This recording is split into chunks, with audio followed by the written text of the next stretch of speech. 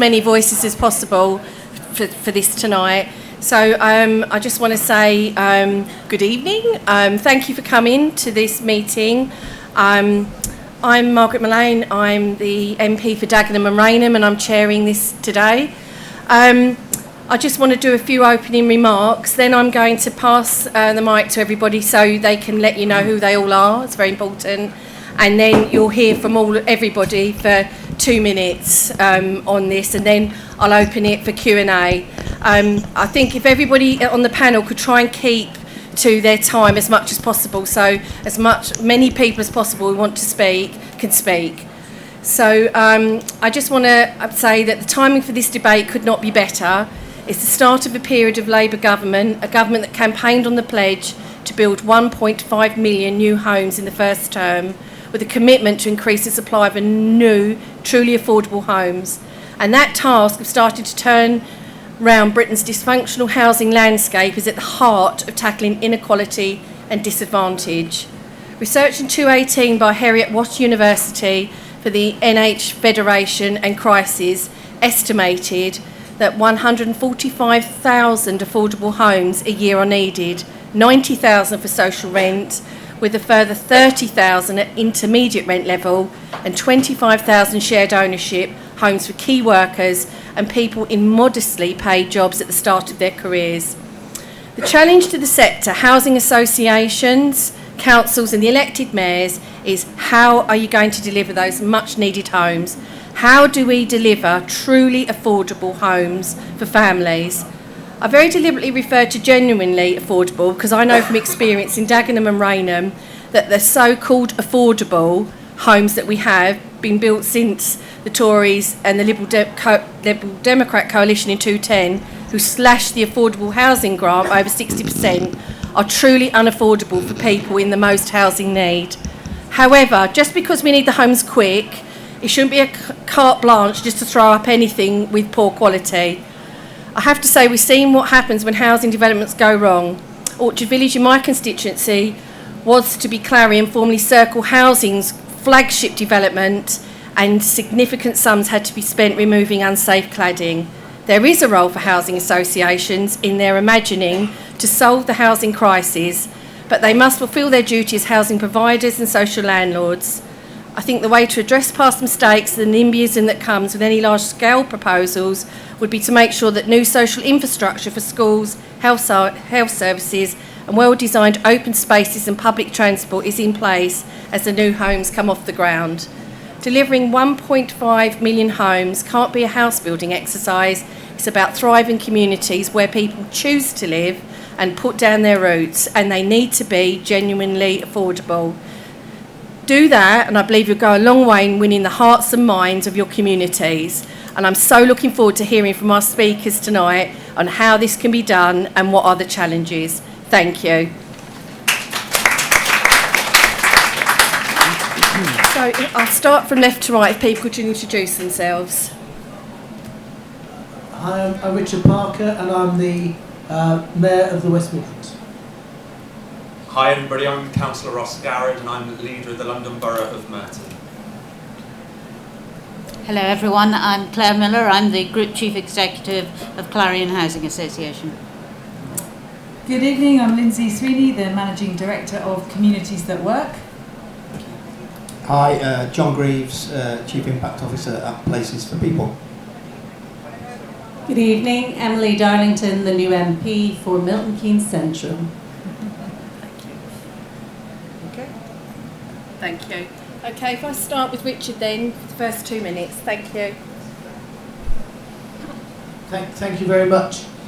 Last week I reset and announced my priorities in a very distilled form for the West Midlands, and one of those is very importantly, most importantly, around the housing agenda. I want to build the biggest programme, affordable and social housing the region's seen in the last 40 years, and we've started that process already, and I'll say a bit more about that. But also I'll say why that is so important, and it's so important in the West Midlands because we've got around 46,000 families on housing waiting lists and 20,000 families in low quality, high cost unsafe temporary accommodation, and that situation is blighting the lives of too many people in the region, and often the issues they face in housing mean that they never recover, never get into high quality education, and fail to make the most of opportunities that are available to other people. My predecessor, over 8 years in office, delivered just 46 units of social housing when he was Mayor of the Combined Authority. I said very clearly during my campaign that just wasn't a policy failure, it was a dereliction of duty, and my focus is really clear about that affordable social housing agenda. I've just finished. How are we starting?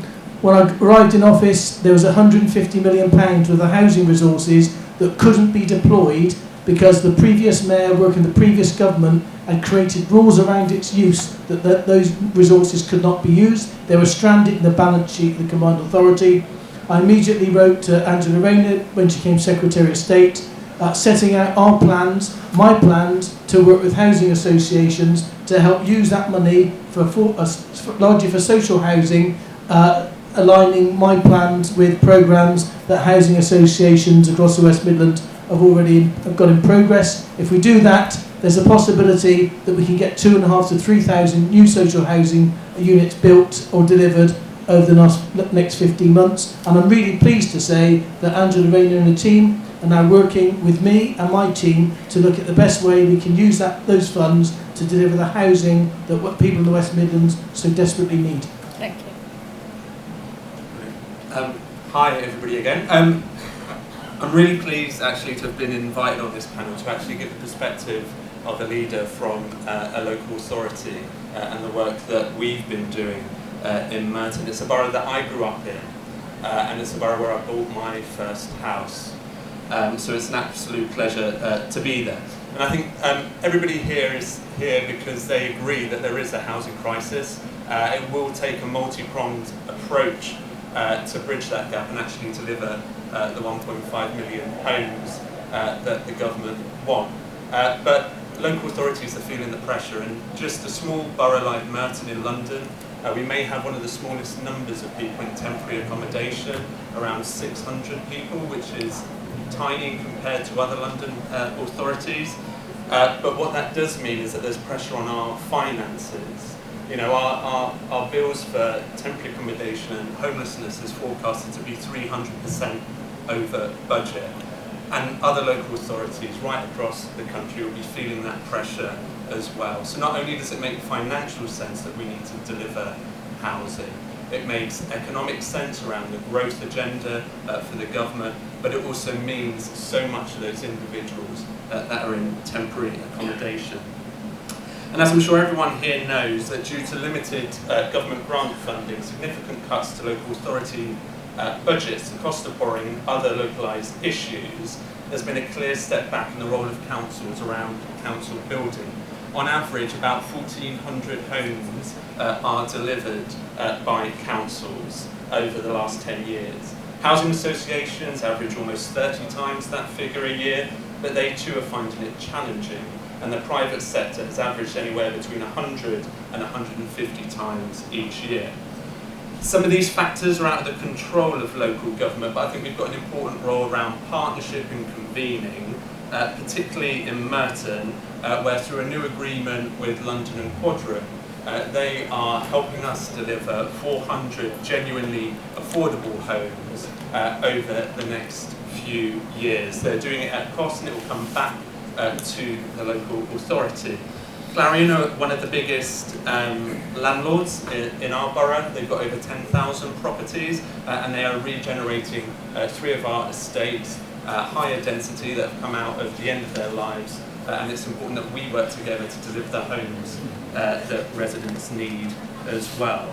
But as Margaret said in her opening remarks, housing associations, yes, should be able to develop, should be able to build homes, but it's also important that they don't forget the role that they have for existing tenants and the repairs that are there as well. But they've also got another role, and that's around skills, and that's critical. When you look at the numbers of tenants in rented accommodation, I think with housing associations about 50% are not in work. there's an opportunity here to allow those to be part of that growth agenda about building those homes, which makes sense for us, which makes sense for the housing associations, but also for those individuals. But I'm very optimistic about the new Labour government, about the opportunities it presents councils, but also housing associations, and I hope that we can all work together to deliver on those big ambitions. Thank you. Thank you. I am also optimistic. This is a government that wants to deliver what housing associations have been in business to do. In the case of Clarion, we've been in business since 1900, the oldest part of our group. We always seek to balance two things: investment in our existing homes and our existing communities alongside building new homes. Many of the challenges that we have in our existing communities are a direct consequence of not being able to build enough new social housing over many decades.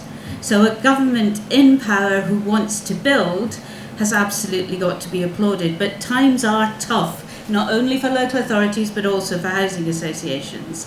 And I think we need to be imaginative and innovative about how we go about maximising the number of new homes. For housing associations in particular, over the last few years, we have seen unexpected costs through the cost of living crisis, through supporting our residents through the pandemic, and the rampant inflation and individual housing contractors going out of business have all caused the business of developing new homes to be much more difficult than it has been previously. For this government, we're about to see a fiscal event at the end of October. I sincerely hope that we see measures put in place to enable local authorities and housing associations to renew their partnerships and to be able to increase the number of new homes that we build. For Clarion, that was 1,500 last year. I have a pipeline of 20,000 homes. I would really like to accelerate that. Thank you. So I'm from Communities That Work, and we're a housing and employment organisation. So our members are housing associations with about 1.6 million homes in England. And what unites them, like Clarion, but also some of the smallest housing associations in England, is a dedication and an interest in pulling opportunities through for our communities through the business of social housing and through our networks with employers. So that's about, as Councillor Ross just said at the end of his point, that's about trying to translate the opportunity and the demands through running social housing, through building and maintaining homes, into job opportunities and progression and skills pathways for tenants and residents and wider communities who are living in the areas in which homes are being retrofitted or homes are being built. So that's a lovely, that looks great on a Venn diagram, trying to bring those points together. It's harder to do in real life, but we're about working with the government, and a bit like the rest of this panel, it's day one, I'm feeling really hopeful at the conference about where we can go with this, and having genuine partnership relationships with government, which are sometimes but not always about funding, and are often about pooling together resources and planning and supply chain, and making critical links between the business of social housing, the supply chains they're commissioning to deliver work, building and retrofit to create good quality, sustainable homes for people, and making sure that our people in our communities get the chance to move into those new jobs, new opportunities. It is possible, it happens all the time. Our members are delivering thousands of job outcomes at the moment. They are second only to the DWP in investment in employment and skills across our communities in England. And they are definitely willing to be part of the solution with government. So, you know, they're already more than a landlord. Clarion are more than a landlord. It's a bit like expecting the NHS to only be about cure and not prevention, right? But we're already part of that journey in people's lives and making it as good and as fair and as equitable as it can be across our communities. So housing's about social justice and it's about opportunity. The growth in social housing is an opportunity for our communities, And we're about trying to pull the strands of government together to make sure that we can deliver and drive those opportunities right into the hearts of the communities of people who need them most. Thanks. Thank you. Hi everyone. A couple of anecdotes that support, I think, some of the things that we've heard so far from my colleagues on this panel. I spoke at a Fringe events conference last year. We were out in the Albert Dock. We didn't come into the main hall, and I think we were one of the few housing events that were happening at conference last year. I think the fact that we have now got so many focused event on housing this year shows the kind of shift that we've taken towards what is such a critical issue. I remember saying at that event last year that there wasn't any kind of solution to the housing crisis that didn't involve building new homes. And I think it's just it testament to the power of the mission that we have right now and the purpose that our government has, that we are absolutely focused on delivering on that and delivering on the 1.5 million homes, and it's really invigorating for us at Places for People to be part of that and to want to partner with everybody across the panel, everybody in government to be able to deliver that. The other anecdote I wanted to share was I was with a constituency MP on Friday for one of our regular catch-ups, and a very well respected, well regarded MP. We had a lovely conversation, was with him for an hour. We talked about his constituency. We've got probably about 4,000 homes that our customers live in, that we own and that we manage in his constituency. We've got a major investment programme to the point that Clare made in one of the communities. We're investing £20 million, long overdue, I might add, and we're not we're not afraid to say it. It was absolutely long overdue, but the investment is there and is happening. What this MP said to me was almost like a throwaway comment. Was I sometimes wonder if housing associations shouldn't exist and actually housing departments in council should manage social and affordable housing. It took me back a little bit because, I didn't expect to have that view given to me in the way that it was, but it was, it's part of a really constructive and positive conversation. I then went on to talk to the member about the investment that we did that was over and above the homes and the investment that we're doing in the planned investments and all of the responsive repairs that we're doing, about the £5 million we invest every year in our communities, about the £1 million that we have as a hardship fund for our customers who can't afford to eat, who can't afford to heat their homes. And I think it really took the conversation on, because there isn't any solution, there isn't any solution to the housing crisis that doesn't involve building homes. But I actually don't think there's any solution to the housing crisis that doesn't involve housing associations. And I think I was able to articulate that point to him. And it was a very good conversation. We're looking forward to doing more work with him in his constituency. So just to kind of step on from, I think, where we were talking before. Thank you. So I wasn't that MP, No, just to be clear. In the northwest. So you might think Milton Keynes, fastest growing city, we build loads of houses, they must have the housing crisis sorted there. But actually, over 1,000 families, which means over 1,000 children, live in temporary accommodation in Milton Keynes.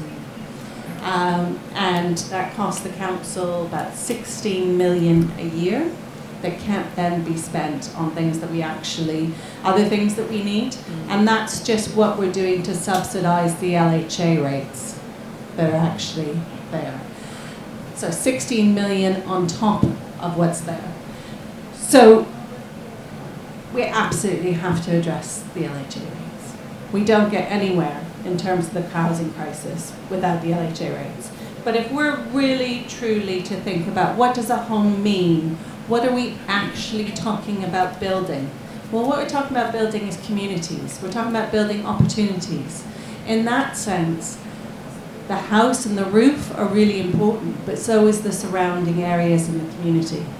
So what kind of access is there to services, to schools, to health, but also what kind of access is there to jobs, public spaces, places to play and places to pray, I always like to say, and places to breathe and places to reflect. When we're talking about people that are in that area that can only afford to live in either a council home or one from Clarion or Places for People or yourselves, we're talking about people that are living probably the most stressful lives. They are trying to make everything balance with a mixture of benefit and working and taking usually huge care responsibilities. Often what they need are adapted properties because of the needs within the family, and we see that growing and growing. And one of the big areas that's really difficult and putting pressure on temporary accommodation is finding those places that are adaptable, either as people get older to wheelchair, but more and more for young people who are suffering from various things and need particular spaces, things that we never thought before when we thought, oh well, you're only entitled to a 2-bed, but actually if you've got a child with severe learning disabilities, you really do need a 3-bed. These are the kinds of pressures that are coming into the system on top of not having enough. So how do we change that? Well, first of all, it is through partnership, particularly with local councils, and making sure that those design codes are there and reflecting not just the exterior of the house, but what is the environment in which they live. It's also about access to finance, both for the local authority, if they have their own stock. Milton Keynes has about 12,000 properties in its HRA, in its housing revenue account, plus I think you all have properties in Milton Keynes. So how do we make sure that access to finance? Why do we not have the investment from pension funds that we see elsewhere in the world? In fact, we have a developer in my constituency who's building a fully affordable development with pension funds from Canada. I mean, it's mad, right? So why aren't we looking at how we're encouraging pension funds to help meet these obligations given their long-term trajectory, and therefore the return is in that right time? And finally, what I would say is at the heart of that partnership are the communities that we serve. How are we giving them a voice in the way the community is developing, the way it's run, the way that those opportunities are created? Anybody who's ever lived in a council home or a home from any social provider will say it's not necessarily, yes, it's important not to have damp and mould, but most of all, it's important about the community lifting you up around you and giving you those opportunities. So whether you're council, whether you're housing association, at the heart of it is about opportunity and that partnership. Thank you. Okay, if someone could do the mic for the Q&A. So we're opening for questions. If you could just, when you put your hands up, I'll pick 3 at a time. If you could say who you want to address the question to, or if it's more than a couple. So this gentleman, that gentleman, and the lady at the back. First 3. Thank you. So just for context, I look after a residents' association in East London, in Barking and Dagenham. Yeah. And it's actually a shared ownership development, so a lot of the questions will be pertaining to that element of housing associations.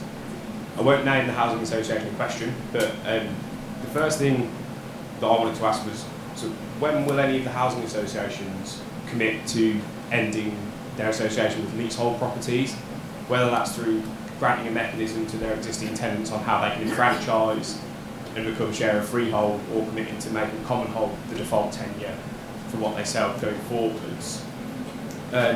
Secondly, sort of on that, is with regards to shared ownership. Could we just keep to one question, because obviously we've got a lot of people. Yeah. A lot of people worry about it not being shared or owned, in that they pay all the costs, they pay all the repairs. How do we address the fact that these people end up paying effectively the housing association share of repairs, even though they only own, let's say, 30% of the property? How do we make that more equitable? And are there any government solutions to help that happen?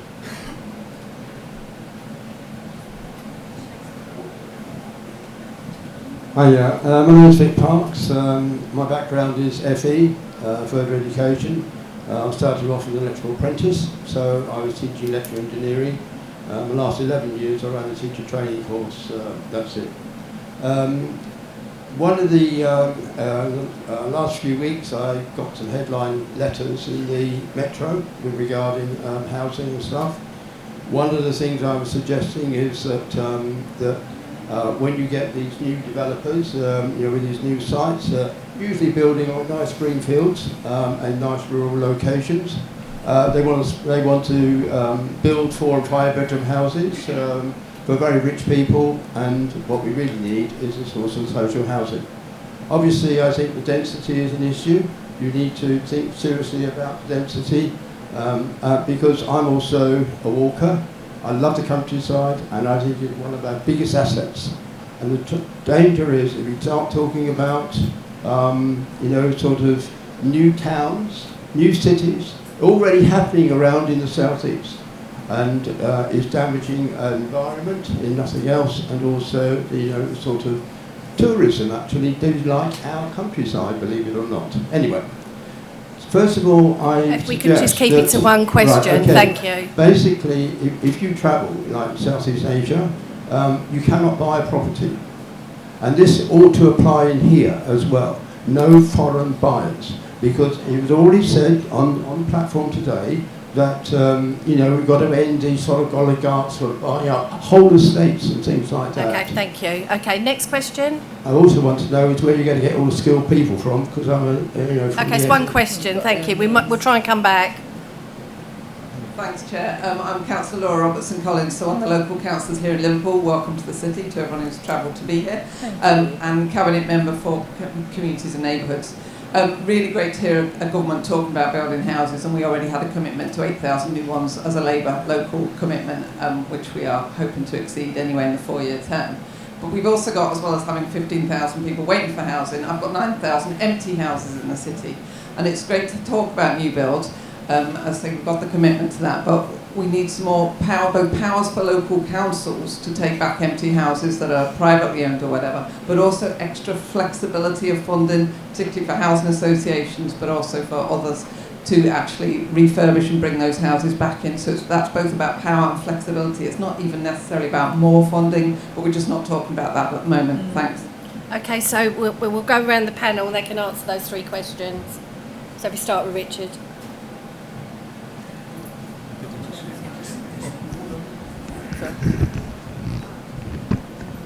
I think you might reach there. Yeah, that would be helpful. Yeah. Yes. Thank you very much. That's helpful. I mean, the first one, a bit specific for me, so I'll ask some housing associations to deal with the issue of leaseholders and shared ownership. I will pick up on other developments. I don't have planning powers as a mayor of the West Midlands. I may have a strategic role going forward, but I mean, no doubt that local authorities need to be demanding a lot more from developers when they're developing sites and projects for either privately rented or other housing tenures, and we need to be a lot more aggressive and demand a lot more from developers. But I also think we need to be far more creative in the way which we deliver social and affordable housing. I remember when I worked in Eastern Europe after the collapse of the Soviet Union, there were lots of municipalities that were broke, and we ended up getting lots of new housing built, a bit more imaginative, by building stuff that's more affordable for the first 20 or 30 years of their useful life. And then when those municipalities had more resources and the balance sheets were better, they could then acquire or renew those leases or all those contracts. So I think we need to be far more imaginative if we're going to secure more affordable and social housing. On the skills issue, you're absolutely right.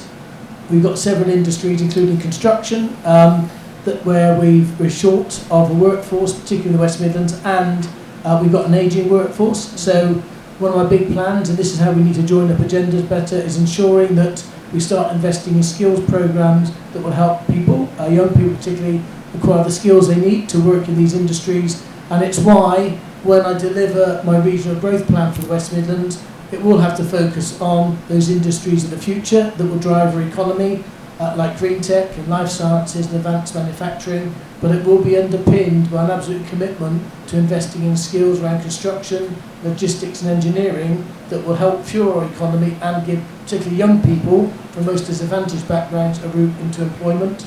On the third issue about councils and borrowing and spending, I was, in my time at PwC, worked on and led a team that started to work very differently around more freedoms for housing revenue accounts. I would like to see councils have the ability to borrow more, and a lot of it is about how we value the asset base that councils own, and I think we need to be a bit more ambitious and we need to be a bit more fearless, not reckless in the way in which we allow and leverage the assets that councils own so they can borrow more against that asset base to start to deliver and develop social affordable housing on scale in the way that most of our regions and the country requires.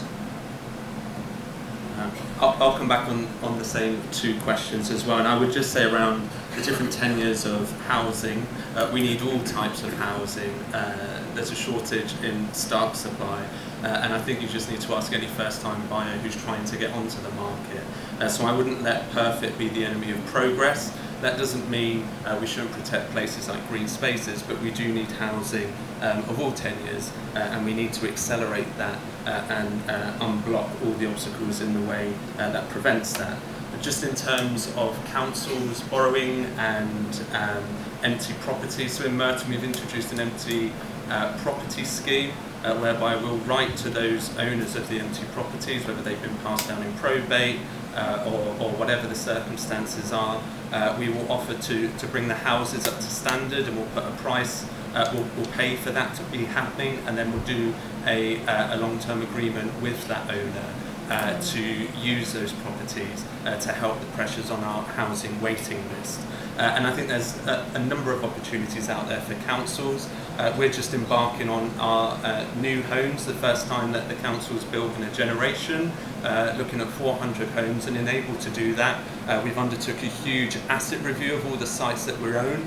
We've got tiny sites, so it's challenging, but we did the asset review, and we are looking at ways that we can bring those sites on board, whether is it a potential gift with a housing association so they can build and take out the element of cost of buying that land, or is it within the gift of the council to build itself and to develop those properties, or is it through a partnership with a private developer? So there's kind of options that we're kind of mulling over as a council. Well, let me try shared ownership and leasehold. I don't think it's quite as simple. Well, it's definitely not simple, let's put it that way. Many of the shared ownership properties that we sell are actually houses, and they are freehold. I think the problem with shared ownership comes from flatted developments, and I think flatted developments anywhere in our big cities are all leasehold. So frankly, we need legislative change if we're to move away whole scale from leasehold. I wouldn't, in my experience, say that common hold is the obvious answer, but I do think we ought to be exploring what the alternatives ought to be. I personally would certainly be in favour of some sort of right to manage if the people within the development wish that. I'll tell you what's really difficult though is where you've got a flatted development and you've maybe got a few leaseholders, a few shared owners, and then a few renters, it all becomes really, really difficult. Which is not to say these things are insurmountable, and there is the Shared Ownership Council looking at just these issues at the moment. All housing associations I know are signed up to working with that. So, I don't have the immediate answer for you today, but I do recognise the issues, and I do think that people are starting to look at that. On your point about density, I couldn't agree more. I was at one of our oldest estates in the middle of Chelsea, 100 yards from the King's Road, on Friday, with some members of this panel actually.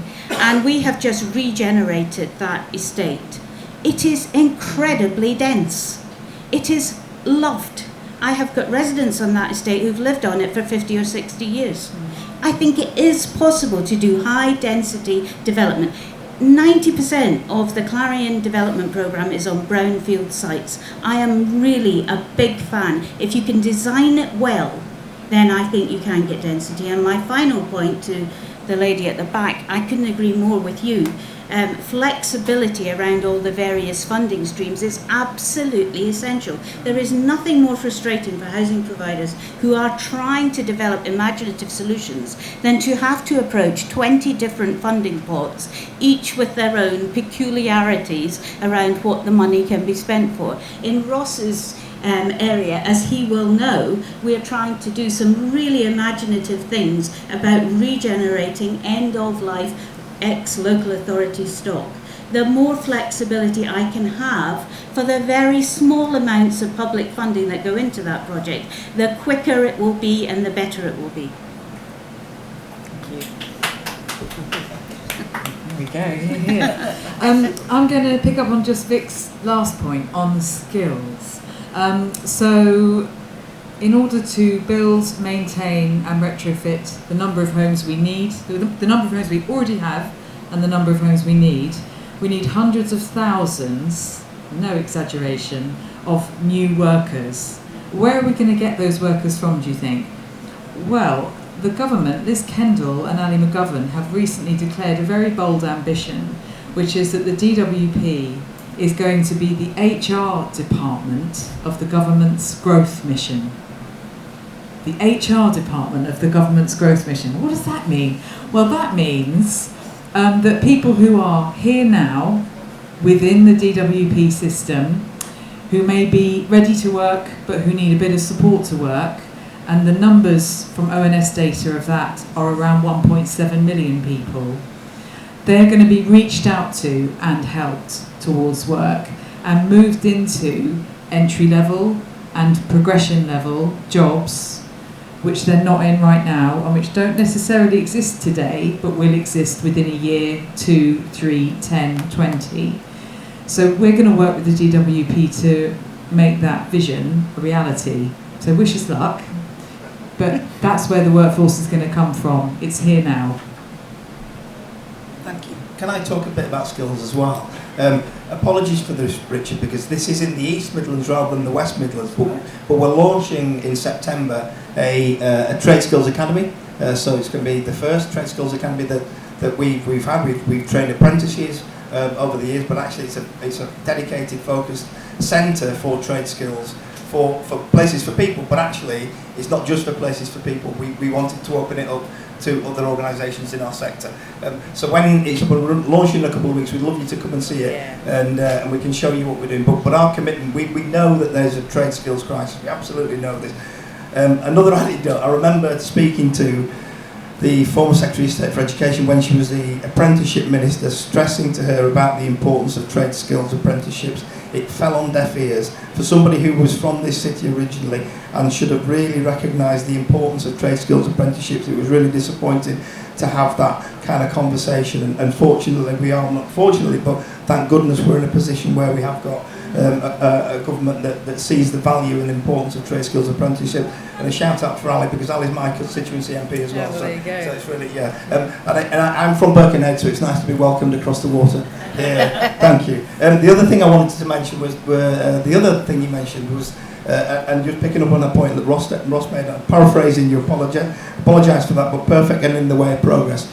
We're trying to build a new town in East Hertfordshire, 10,000 houses, many of which will be social houses and affordable houses. It's been in 17 years in the planning process, 17 years and millions of pounds that we've invested in getting it to the point where it is now. So, you know, whether we're trying to get to perfect, I don't know, but that is something that has taken far too long to get to where it is right now, and it's something that we're desperate to do because it will really alleviate some of the problems that area experiences. So, you know, hopefully we'll get some movement on that at some point. Thank you. Right, I'm not going to repeat anything the panel has said, which is some very interesting things that I absolutely agree with. A couple of points, I'm going to pick up on yours. First of all, new towns are green. Milton Keynes is the greenest city in this country. It has more green space per head of population than any other city in the country. And that's because it's part of the design. And this is where the power to the local people need to be. It's how you develop, what you decide is important. We have linear parks, we have, I mean, it is, if you want to live in a green space, move to Milton Keynes. I can talk to you for ages. Very sanitized and not wildlife. Where's the butterfly? Where's the birds? Well, All gone. they haven't, because, and having led our biodiversity strategy when I was a councillor, the 5 Bs, birds, bugs, butterflies, bats, and bees, are absolutely welcome. And that includes, when we're densifying the city centre, having beehives on top of buildings, green roofs, all of that sort of stuff is helping all of that. But actually, it's also the home of the Great Crested Newt, if you've ever been interested in coming to see them. We don't have any green field in Milton Keynes, but we do have green spaces that we are building on. We're building 68,000 new homes by 2050. That's our plan. We'd like to build more because actually our city needs more. And the way we get the skills is we actually have to change how we procure these developments. And you guys can do this, and councils can do this. I have a huge new council house building project that I worked with the community on. 94% of people on the Lakes Estate voted for the regen and the 200 new council homes. As part of that procurement, we ensured that there were apprenticeships and opportunities for the 100 sole trader registered on that estate. Huge number of people that currently live on that estate are brickies, are electricians, but they're sole traders and never get a look in on council contracts or big contracts. If you build that into the procurement, you actually can create jobs, create opportunities for people that already have the skills, but also create new people through the apprenticeship program. That's up to us as leaders to do. And that's one of the key things. When I say regen, is about more than just the houses. It's about those job opportunities. It's about those health opportunities. And so these are places where small tweaks, a little bit more ambitious, sitting on some of those procurement teams that like to do the lowest risk option and would love to just do one contract with one builder, means that actually we achieve many, many more of our missions. Lovely. Okay, last couple of questions. Lady, that gentleman, and that gentleman, thank you. We're going to probably have to be quick, so sorry everyone. We get the institutions we deserve. 14 years of the Tories on housing. Housing associations don't look like we all thought they used to look like. Lower grant rates, amalgamation, bigger corporate institutions. What will housing associations do to reform themselves to reflect the new priorities? Thank you. It was this gentleman, wasn't it? Yeah. Thank you. This is just a question for Clare, if you don't mind. Yeah. So, Clare, in the ward that I represent, which contains Ultra Village, so Clarion have about 800 properties, and that is less than 1% of your total stock. So you're about 10 times as big as our borough's social housing in total. And, you know, I'm interested to you say you've got 10,000 properties in Merton, for example. Do you think that you're too big as an organisation to actually be able to respond effectively to situations like Ultra Village? And obviously, I know you're well aware of the investment that's needed in there, and I appreciate that you didn't build the estate, but as you say, the oldest part of your organisation is from 1900, and Old Ford obviously, you know, inherited that to Circle, who inherited Ultra Village to you. So we've got these conglomeration of sites and a conglomeration of these organisations, and at what point do you feel that you've ceased to be responsive, particularly with regard to small developments? Okay, and the third question?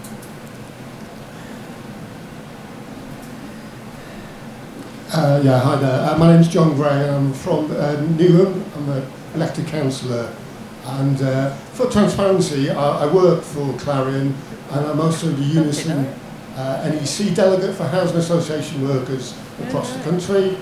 And you know, I do believe there is a role for housing associations in solving housing crisis, but I shouldn't think we should fool ourselves. The scale of the crisis is such that to have truly affordable council-style rents, you need government subsidy. And I appreciate the government is broke, we have these dreadful problems, but to solve the crisis, we need subsidy, and there's no way of getting around that. So did you want to answer? Oh, I used to work for Old Ford as well. Thank you. So did you want to answer Siobhan's question? So let me try and deal with both, because Okay. I think we are talking about the same issue. Housing associations, like my own, are very community-based organisations. I run an enormous organisation, but the vast majority of my staff work and invest in our communities on a daily basis. They are not sitting in some head office remote from their communities. And as John will know, who works for us, many of my staff are also residents in those communities. And I think that is the model that I think works. So we understand those communities because we are in them every day. I do think there's an onus on the biggest housing associations to constantly check and make sure that we are relevant and that we are doing the right thing. So in the case of Clarion, for the last 2 years, we have been going through a significant change programme. That is all about looking at ourselves and making sure we are responding to our residents, that we have mechanisms that allow their voices to be heard at all the key decision-making points, so that we are actively responding and investing and providing the support that our residents need. So, I mean, you've heard from other members of the panel, Clarion is no different. We have a charitable foundation that invests about £16 million every year in our communities. That's not bricks and mortar investment, that's about jobs, it's about training, it's about making sure that people in our communities have the skills they need to be able to enter the workforce, to become economically active in their communities. And in that way, we foster communities that will survive and do well. I mean, Orchard Village has a number of different issues, and I'm very happy to talk to you about that later. But I think the model that I see across my business is bricks and mortar alongside support for our residents, many of whom are the most vulnerable in society. This year, our resident survey came back with a third of all our residents telling us that they themselves would classify themselves as vulnerable. In those circumstances, the role of a housing association really is to make sure that we support the community. Okay, thank you. I think you want to come in.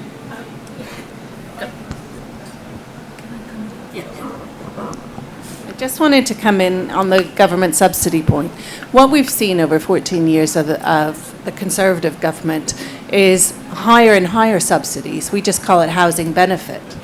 The reality is that market is subsidised.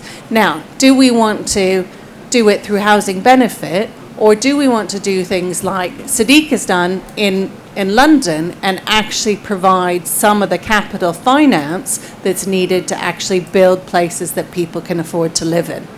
Now, I know what I would prefer us to do, but let's not get around the fact that billions of pounds is subsidising this sector. It's just doing it after the fact instead of coming before. Okay, who wants to come in? Yeah. Absolutely. Thank you. Just a point to scale and size of operations. I just want to say that I really don't think that the size of a housing association is the determinant of whether it's offering a good or bad service to its tenants and residents, or how local and how hyper-local it can be. And the reason I wanted to comment is we're embarking on some pilot sites of something called Jobs Plus, which are really locally housing-centred employment support across no more than 1,000, 2,000 homes across a neighbourhood. So in terms of the scale of social housing in neighbourhoods, really quite small. Clarion are running 2 of them, and some other smaller housing associations are running some others. But actually, they're all able and capable to do that. It's about having a local presence, I think, not about the scale of your operations, which determines how effective you're being at a local level. So I just wanted to say that. And if you want to know more about Jobs Plus, come and hear from Stephen Timms tomorrow night, 6 p.m. at the Long Shot Bar. Thank you. Next speaker, because we're going to run out of time. Oh, I'm just going to repeat what you said, actually. But I think our view is we can be a community-based housing association, but at scale. And I think for Places for People, we have around 75,000 homes that are socially rented homes, what we call general needs homes. Our aim is to have a patch size for each of our community housing managers of 500 homes. So that's a shift that we're making now to make those patches manageable, to make sure that we know all of the customers in our communities, we have that kind of relationship. But I think what we're able to do, because we got scale, is the investment. We're able to attract investment, but we're also able to invest not only in the maintenance of the homes and the responsive repairs that we need to do, but also in the capital investment that we need to do. And what we've found by speaking to many smaller housing associations, they just don't have the ability to do that because they don't have the money to do that. We are well funded, we are well capitalised, we are able to do that, and that's a significant thing for our customers in our communities. And the other thing I would say is that we don't want to keep it all to ourselves. I mentioned our apprenticeship academy before. Because we're able to do that, we want others to be able to share in that. So we want to be able to share the skills that we have, we want to be able to share the things that we create. So it's not just about keeping it for us. My boss said some time ago that the only competition that we have, it's not amongst ourselves, is homelessness. We absolutely believe that. So the more we can work together to tackle that through things that we're able to do, but also work at a community level, that's our focus. Okay, and very sadly, the final word, because we're running out of time. Yeah, just very briefly, it is about a commitment and everyone in the sector, the key stakeholders working together. Let's not forget, just short of 2 years ago, Michael Gove handed almost £2 billion worth of unused housing grant back to the Treasury. That can never happen again. That is a dereliction of his responsibility. We should have a government that's working in an aligned way with shared objectives, with councils, with mayors and housing associations to work to address the issues we've got around housing affordability and supply. We've not had that for close to 14 years. We're going to have it in the future. We're going to make a difference and we're going to change the country. Just want to say to everyone, thank you. That's been a fantastic panel.